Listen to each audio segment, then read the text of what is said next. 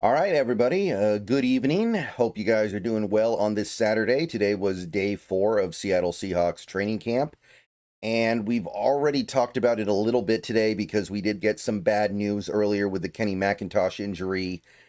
Haven't heard any official confirmation yet, but again, everything is pointing to it being a torn ACL and him being out for the year.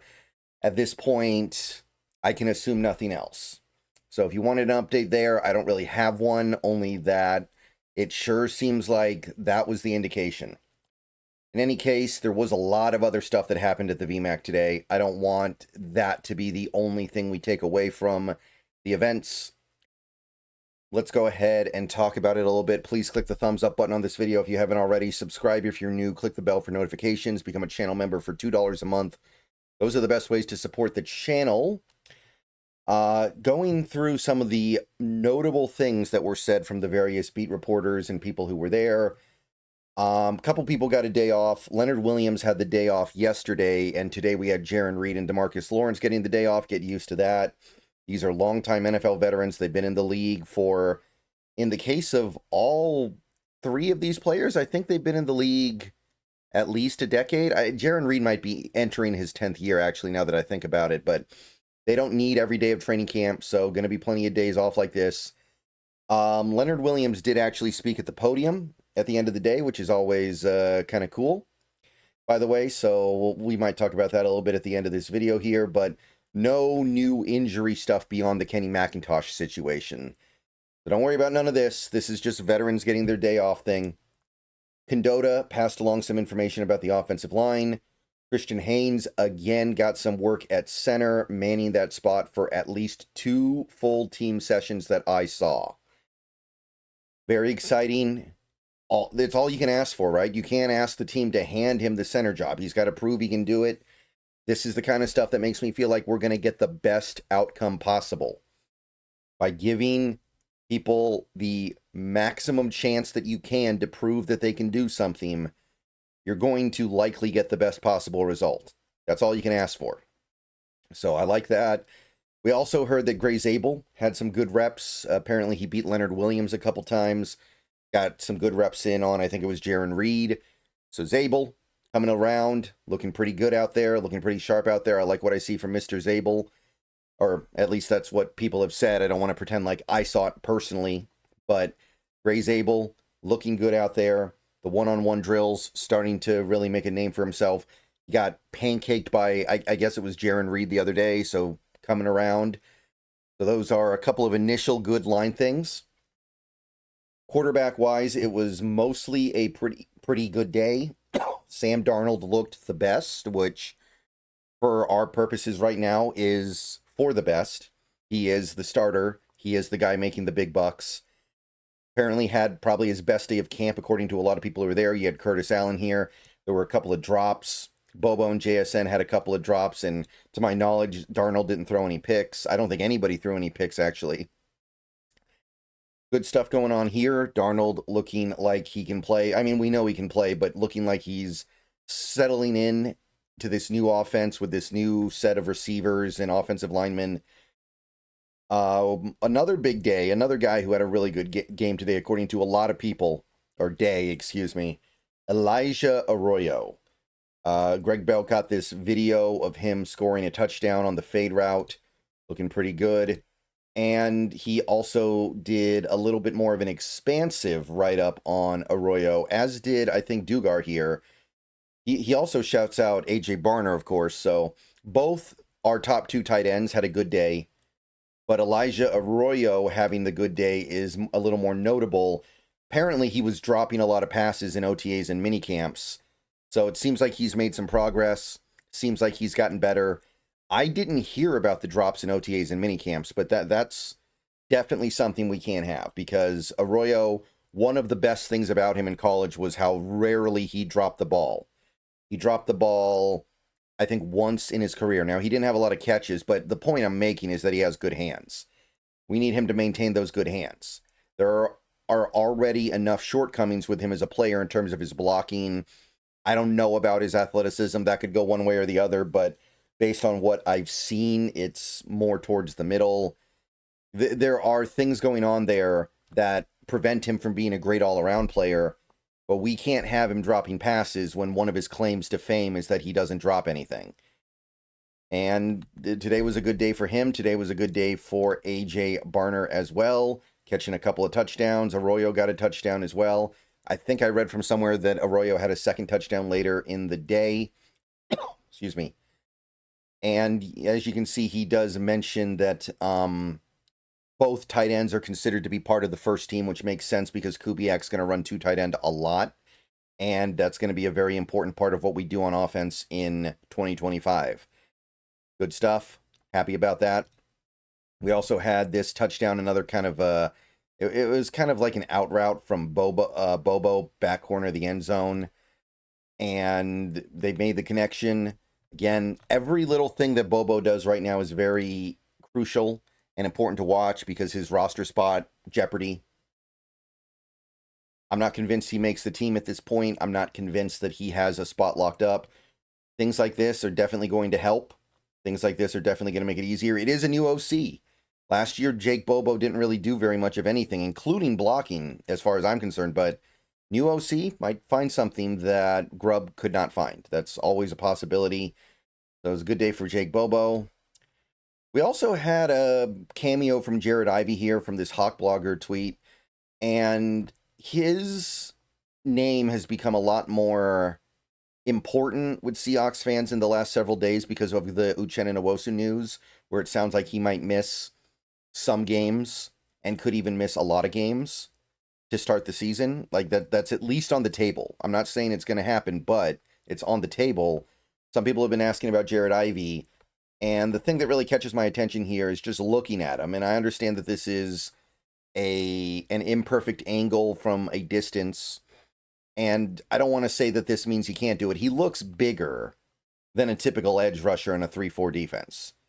He looks like an interior lineman. He looks like somebody who's playing 4-eye, maybe 5-tech, maybe even 3-tech. Like, he doesn't really look like an edge to me. So some people were saying maybe he trimmed down a little bit. Maybe he can be our 4th edge until Nwosu gets back. This doesn't look like an edge to me. This looks like a guy who's meant to play on the inside. And that doesn't surprise me, but it is noteworthy that he continues to be a little bit bigger than I think you want your edge to be in this defense. I'm not completely ruling it out because there are big edges in this league. There are oversized edges out there. There are guys who overcome their size to still play on the edge effectively in 3-4s. But it doesn't look like it's going to cut it based on just looking at him physically. A couple other things of note. Nemhauser obviously did his practice report already over on his channel.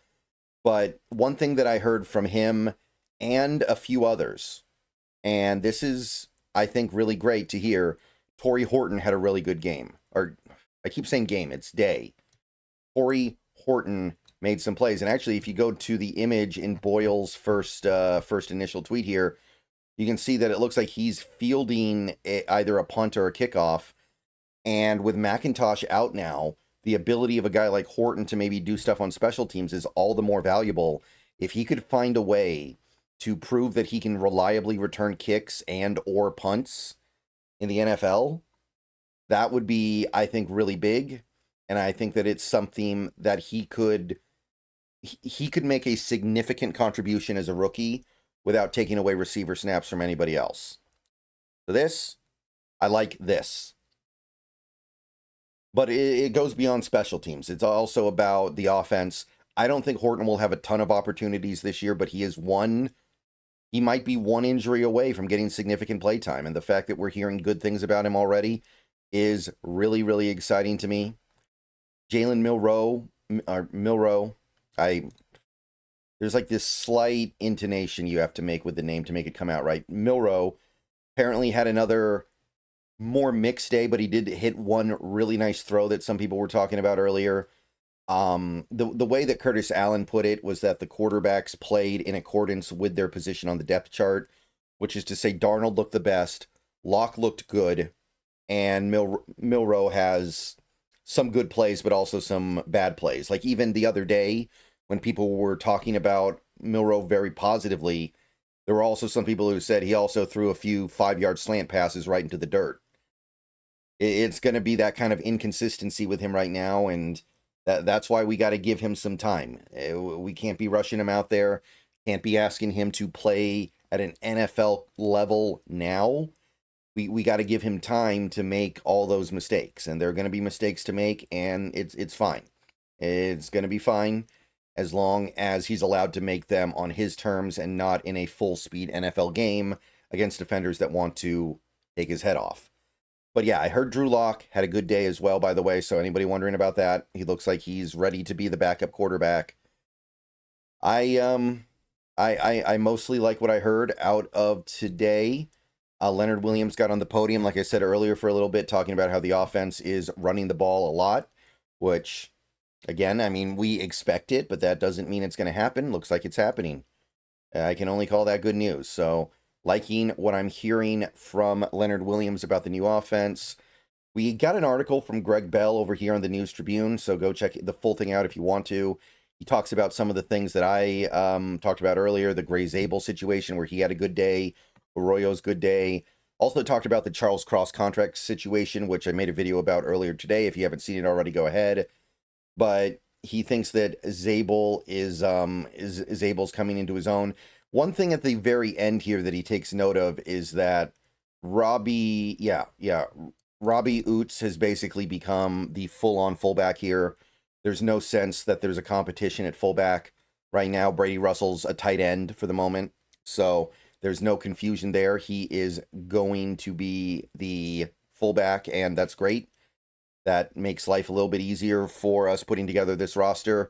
And also, Dugar had an article in the New York Times, I think it might also be in The Athletic, talking about Riq Woolen, talking about how he is really trying to put it together this year. And I think it's a good read. I would definitely check it out. I'm not going to go through the whole article here, obviously, but I do want to go ahead and mention that he knows. He knows what is at stake this year. He knows what he needs to put together. He knows that if he can have that season where he's consistent, because the thing is, you look at this little sentence that Dugar put together in his tweet, his biggest, or partial sentence, I guess, his biggest focus entering year 4 is staying mentally locked in on a down-to-down basis. To me, that is the thing with Woolen right now. Maybe even more so than his tackling, although I still think there's some work there to be done. He needs to be a better tackler, needs to be better in run support. But last year, to me, even bigger than that stuff, and I'm not saying that stuff doesn't need to get better, but you just had these moments, you had these games, you had these series where he looked kind of checked out. Like, I'm thinking about that Green Bay game last year where Jordan Love was just having his way with him, just chucking it up deep over the top, and Woolen was playing so aggressively underneath that it was all he could do to get back and commit a penalty to hit a completion. You had things like what happened in the Vikings game where he didn't necessarily play a bad game, but he did sit out the first series for an undisclosed violation in practice, and then he owns at least some tiny piece of the game-winning touchdown they gave up, I guess. That one's a little more debatable. But you have these reps where he looks so great, and then it does seem like he has a little bit of a focus issue. And I read something like this, and it reminds you that he's very aware of it, and he's aware of the fact that he needs to improve. And it makes you feel like this might be the year for him. This might be the time he puts it together. This might be the season where we get the full good Riq Woolen, and maybe it's the last year he gets in Seattle before he gets paid somewhere else. Maybe he's somewhere else next year, but we can get 1 year of the full awesome Riq Woolen experience. I am somebody who has become a little bit of a Riq Woolen doubter. I am somebody that has advocated for potentially trading him as recently as this and the last offseason, because I've been frustrated with what I view as a lack of growth in some areas and a lack of interest in being the best player that he can be. But you read something like this and it gives you hope that maybe he gets it. Maybe he just needs this contract year to really put it together, and we're going to see the all-pro level Riq Woolen in 2025. All right, that's it for today with training camp. Hopefully we get good news on Macintosh, but I'm not really expecting it at this point. See you guys later. Go Hawks.